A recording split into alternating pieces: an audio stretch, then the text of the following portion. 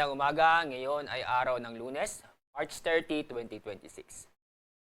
Sa lukuyan, nakakaranas tayo ng bahagyang maulap na kalangitan sa halos sa buong bansa. Ridge of high pressure area ang nakakapekto sa buong Northern Luzon. At yung makikita sa ating satellite image, wala po tayong nakikita o binabantayang LPA o bagyo sa loob at ganoon din sa labas ng ating Philippine Area of Responsibility. Itong range of high pressure area o yung extension ng high pressure area ay magpapatuloy na makakapekto mostly sa Northern Luzon sa susunod na 2 hanggang 3 araw. At yung easterlies naman ay nasa pa rin makakapekto sa bandang Visayas at sa Mindanao sa susunod na 2 hanggang 3 araw.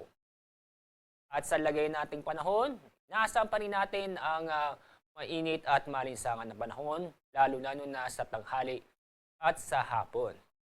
Asahan din ng mga localized thunderstorm sa bandang hapon o sa gabi sa ating bansa. Dahil sa tag-init o mainit at malinsangan na panahon, naasahan ang pinakamataas na antas ng temperatura sa Metro Manila ay aabot ng 33 degrees Celsius.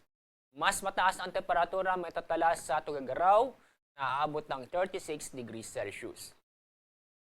Dako tayo sa Visayas at Mindanao. Sa Iloilo, Cebu at sa Tacloban, ang pinakamataas na temperatura ay aabot ng 31 degrees Celsius. Pero sa Zamboanga City at sa Davao City, mas mataas ang temperatura na aabot ng 34 degrees Celsius. Kahapon, ang pinakamataas na heat index sa ating bansa ay 41 degrees Celsius doon po sa Cotabato City, Maguindanao. Dito sa Metro Manila, umabot ng 36 hanggang 37 degrees Celsius. Ngayong araw, ang forecast nating heat index, ang pinakamatasang heat index sa piling lugar sa bansa ay abot ng 40 degrees Celsius doon sa Dagupan City, San Jose Occidental, Mindoro, Granja, La Carlota, Negros Occidental at sa Zamboanga City. Sa Metro Manila, ang inaasahang heat index ngayong araw ay 36 hanggang 37 degrees Celsius. Wala pa rin tayong gale warning kaya safe namang pumalaot ang ating mga kababayan sa buong kapuluan dahil sa banahayad hanggang sa katamtaman ng pag-alon nito.